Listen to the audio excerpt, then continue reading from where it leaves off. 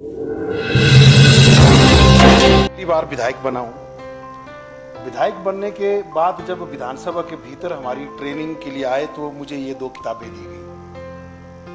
मुझे बताया गया कि ये हिमाचल प्रदेश विधानसभा की प्रक्रिया और संचालन के कुछ नियम होते हैं। तो नियम के आधार पर भारतीय जनता पार्टी विपक्ष की भूमिका में इस मॉनसून सत्र में आपदा में हुए नुकसान को लेकर जनता को जो समस्या आ रही है उसको लेकर हमने नियम 67 में चर्चा की मांग की, परंतु मैं शायद सरकार के किनारे को भूल चुका था। व्यवस्था परिवर्तन, ये व्यवस्था परिवर्तन ही है। एक मिनट जनक, ऐसा इसके ऊपर रूलिंग आ चुकी है, अब इसके ऊपर बोलने की मतलब लेट मी कंप्लीट। मैं मुझे मतलब you just speak on the disaster. बिल्कुल सर, डिजास्टर पे बोलूंगा। कन्फाइन योरसेल्फ टू द भूमिका तो district Chamba because you have a very short time. साथ नहीं सर, वो you have very so short there is a time. difference between to attract a matter Please for discussion on जिसके ऊपर ruling आ चुकी है ना, nothing will go on record ना। This I have permitted under 02 to proceed over the 67. Please. Sir, Himachal Pradesh Vidhan Sabha के monsoon सत्र में इतना संवेदनशील मुद्दा जिस पर हम सब लोग आज चर्चा कर रहे हैं, मेरा सभी सदस्यों से विनम्र आग्रह है कि इस तरह के मुद्दों पर राजनीति नहीं होनी चाहिए। क्या नुकसान क्या केवल कांग्रेस विचारधारा के लोगों का हुआ है? नुकसान क्या केवल सत्ताधारी पक्ष के समर्थकों का हुआ है? नुकसान पूरे प्रदेश भर में हुआ है और वो किसी पार्टी का नहीं हुआ, किसी धर्म का नहीं हुआ, किसी जाति का नहीं हुआ। प्रदेश का प्रत्येक वर्ग, किसान, बागवान, टूरिज्म इंडस्ट्री से जुड़े लोग, ट्रांसपोर्टेशन से जुड़े लोग, सब लोगों का किसी ना किसी रूप में कुछ ना कुछ नुकसान जरूर हुआ है। परंतु सरकार अपनी जिम्मेवारी से भागकर केवल और केवल राजनीति कर रही है। इस आपदा को एक राजनीतिक मुद्दा बनाने की कोशिश हो रही है और एक ऐसा माहौल, एक ऐसा प्रदेश में बनाने की कोशिश की जा रही है कि सारी की सारी संवेदनशीलता सदन के उस तरफ चली गई है, इस तरफ तो असंवेदनशील लोग बैठे हैं। भाजपा की और केंद्र सरकार की संवेदनशीलता का परिचय इससे मिलता है कि जिस दिन हमारे राष्ट्रीय अध्यक्ष हिमाचल में इस आपदा के आकलन के लिए आते हैं, अगले ही दिन जाके प्रधानमंत्री कार्यालय के वरिष्ठ अधिकारी, हिमाचल के मुख्य सचिव और अन्य संबंधित अधिकारियों के साथ बैठक करके जो इमीडिएट रिलीफ दे दिया जाना था उसको जारी करते हैं। एनडीआरएफ की टीमें केंद्र सरकार की मदद से थी। एनडीआरएफ का जो बजट रिलीज किया गया वो केंद्र सरकार की मदद था। एक बार भी इन चीजों का कहीं जिक्र नहीं किया गया और ये कहते हैं कि हम संवेदनशील हैं। संवेदनशीलता इनके भीतर नहीं है। ये केवल और केवल राजनीति के लिए, राजनीतिक हितों को साधने के लिए ये जानते हैं क्योंकि इन्हीं की सरकार के दौरान एनडीए में एक्ट लाया गया था 2005 में, केंद्र में जब यूपीए की सरकार थी। ये जानते हैं कि इस एक्ट में इस तरह की घोषणा करने का कोई प्रावधान है ही नहीं। आपको मांग करनी है, आप आर्थिक सहायता की मांग करें, आप केंद्र से सहायता की मांग करें, हम आपका साथ देंगे। और केंद्र सरकार ने कब आपकी मदद के लिए मना किया? पिछले ही कल आपकी प्रदेश अध्यक्ष जो है वो माननीय प्रधानमंत्री जी से मिली और प्रधानमंत्री जी ने कहीं मना किया? मुख्यमंत्री जी प्रधानमंत्री से मिले, उन्होंने मना किया? केंद्र ने कभी ना मना किया है, ना अभी करेंगे, ना आगे भी नहीं कभी मना होगा। पैसा भी दिया जा रहा है। और एक चीज मंत्री जी, आप बहुत वरिष्ठ है। सरकार, केंद्र सरकार का पैसा ऐसा नहीं कि कोई बोरी भर के दे देंगे ये लो पैसा। आपको यूटिलाइजेशन सर्टिफिकेट जारी करना होगा जो पैसा आपको अभी तक दिया गया है और उसके बाद डिफरेंट हेड्स में पैसा आता है। मैं भी सरकारी सिस्टम से राजनीति में आया हूं। सरकार कोई बोरा भर के पैसा नहीं दे देगी आपको, ये लो जी खर्चो। आपको ये बताना होगा। एक मिनट डॉक्टर साहब बैठिए प्लीज। सदन का समय मैंने 1 मिनट बैठते हो, 6 बजे तक बढ़ाया था आप सबकी सहमति से। अब क्या इजाजत है?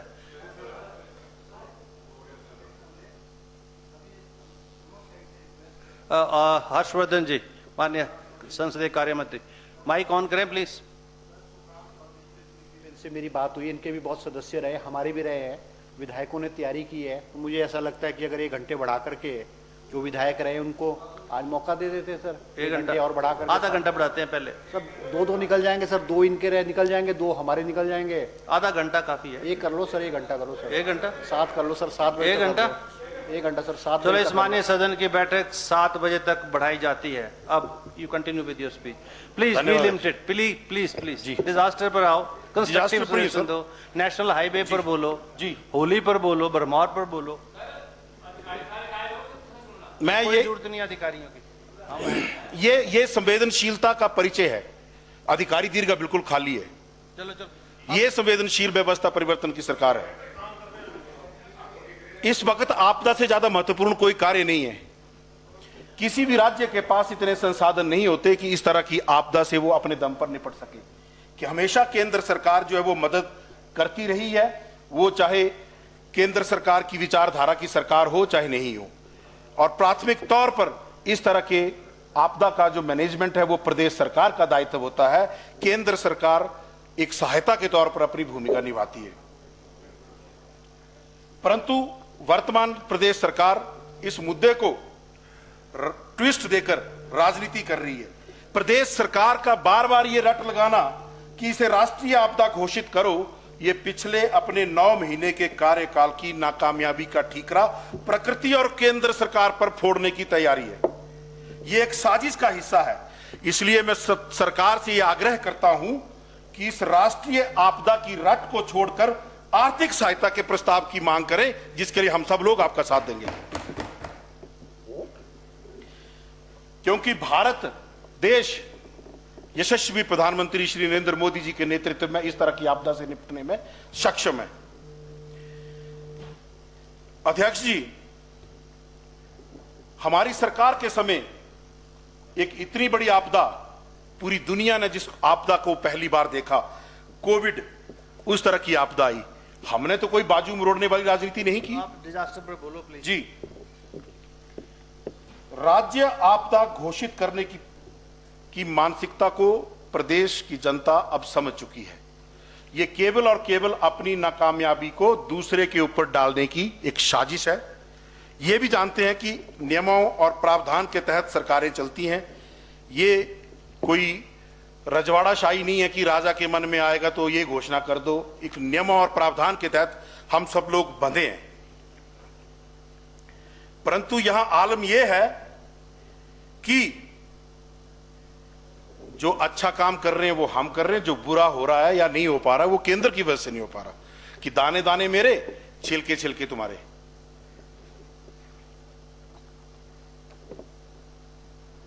जो आपदा के प्रबंधन का आलम है, जब हमने अपने इसमें सवाल भी पूछा था कि कितने लोगों को राहत पहुंचाई, अस्पतालों में कितने लोगों का इलाज किया, उस पर कितना पैसा खर्च किया, मृतकों को जिनकी बॉडीज निकाली उनके दाह संस्कार में कितना खर्च किया, किसकी बॉडी को कहां पहुंचाया, सूचना एकत्रित की जा रही है। ये तो बहुत हैरानी की बात है कि जो अभी तक हमने काम किए उसका कोई लेखा जोखा हमारे पास है ही नहीं। अध्यक्ष जी,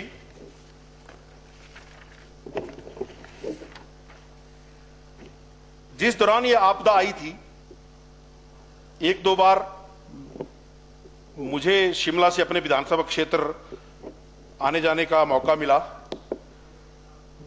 तो जगह जगह पर हिमाचल के जख्मों पर नमक डालते 2 पोस्टर बार बार दिखते रहे। एक ये नया दौर और एक ये सुख की सरकार। मैं पूछना चाहता हूं, ये नया दौर कौन सा नया दौर है? आपदा का नया दौर है। और कौन सी सुख की सरकार? किसके लिए सुख की सरकार? पूरा प्रदेश इस वक्त आपदा से गुजर रहा है। ये शायद उन लोगों के लिए जरूर सुख की सरकार होगी जो बिना चुनाव लड़े कैबिनेट दर्जा एंजॉय कर रहे हैं। और ये अगर खर्चे कम करने हैं, प्रदेश की वित्तीय स्थिति की जो बार बार या राग अलापा जाता है, तो कैलकुलेट करें वो कितने लोगों पर, उन पर 5 वर्षों में कितना खर्चा होगा। उस पैसे को बचाएं और इस आपदा में सहयोग करें।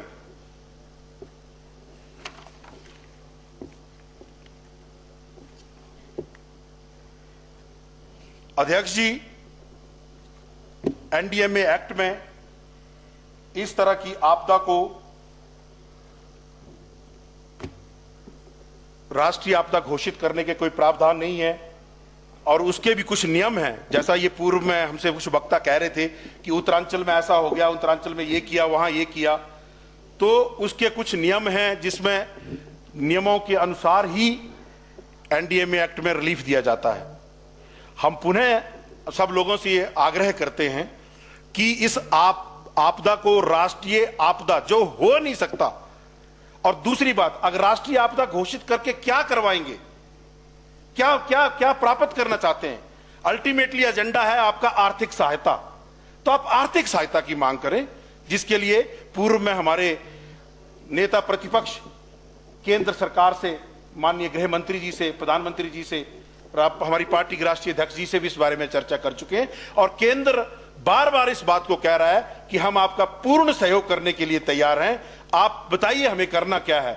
लोगों के घरों का नुकसान हुआ, उनके घरों के लिए प्रधानमंत्री आवास योजना के तहत घर जारी किए गए। अब रही मेरे विधानसभा क्षेत्र की बात। मेरे विधानसभा क्षेत्र के गांव होली की ग्राम पंचायत सहा के 2 गांव के अस्तित्व पर खतरा मंडराने लगा है। हमने बार बार आग्रह किया सरकार से कि उन लोगों को राहत पहुंचाई जाए और मैं आपका धन्यवाद करना चाहूंगा अध्यक्ष जी कि आपने अपना जिला और अपने जिले का दर्द समझते हुए आप चंबा के दौरे पर आए, परंतु आज तक सरकार के बयानों में चंबा जिले का या किसी चीज का कहीं जिक्र नहीं है। जब भी आपदा की बात होती है तो कहा जाता है कुल्लू में नुकसान हुआ, मंडी में नुकसान हुआ, शिमला में नुकसान हुआ, चंबा का कहीं कोई नाम नहीं आता।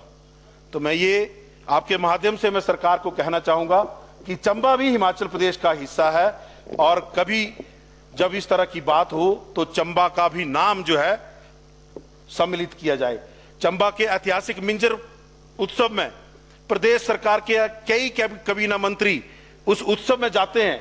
उनके पास इतना समय नहीं है कि वो वहां से 2 किलोमीटर 2 घंटे की दूरी पर जाके भरमौर या तीसा या सलूनी उन इलाकों में जहां ये नुकसान हुआ वहां जाकर एक नुकसान का आकलन करके लोगों को दी जा रही राहत का आकलन करें। परंतु ये व्यवस्था परिवर्तन वाली सरकार है। इस सरकार से हम क्या आशा करें जो नियमों को बदलने की बात करती है? सर हुआ है, वो कम है चाहे ज्यादा है, हुआ है सर। मैं मिक्स कर दिया लोगों ने।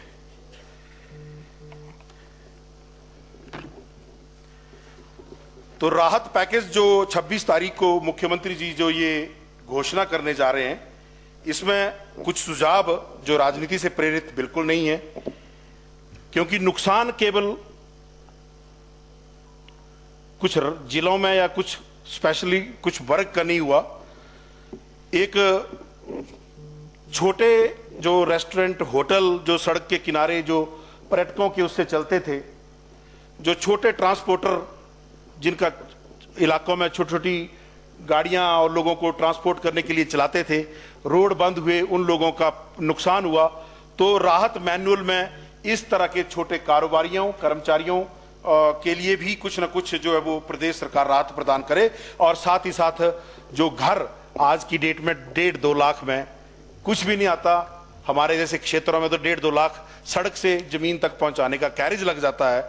तो 1.5-2 लाख नहीं बल्कि 10 लाख रुपया कम से कम लोगों को घर के लिए राहत पैकेज में इसकी घोषणा की जाए, ऐसा मेरा सरकार से आग्रह है।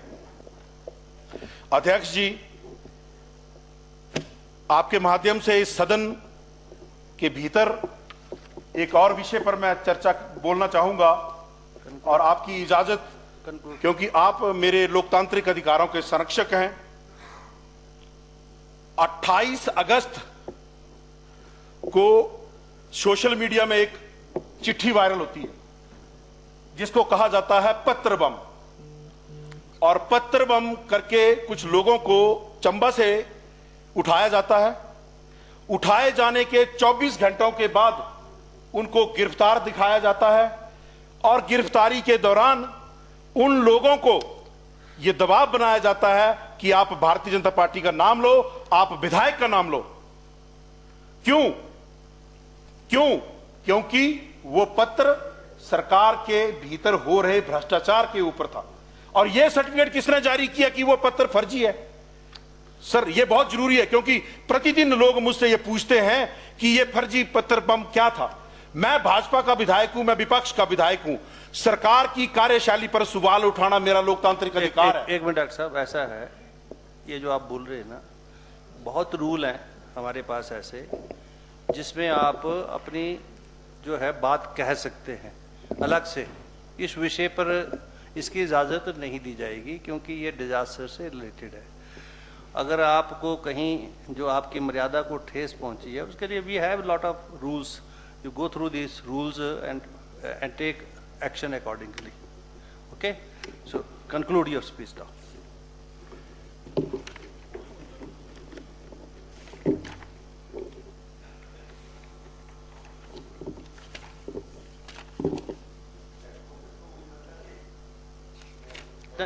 This is a matter of the privilege in any case. If he wants to proceed, he can proceed with that, under the rules. The disaster में ये references देने की जरूरत नहीं डॉक्टर साहब। Not irrelevant. This is completely irrelevant ना।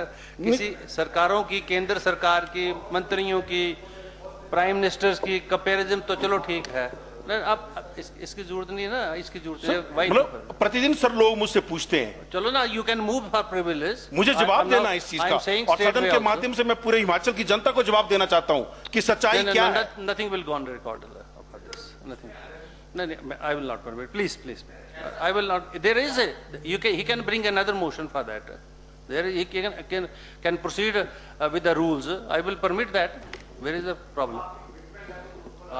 नहीं, पर पहले लाओ तो सही कोई विषय, right? That is under, that will be considered by the Vidhan Sabha secretariat.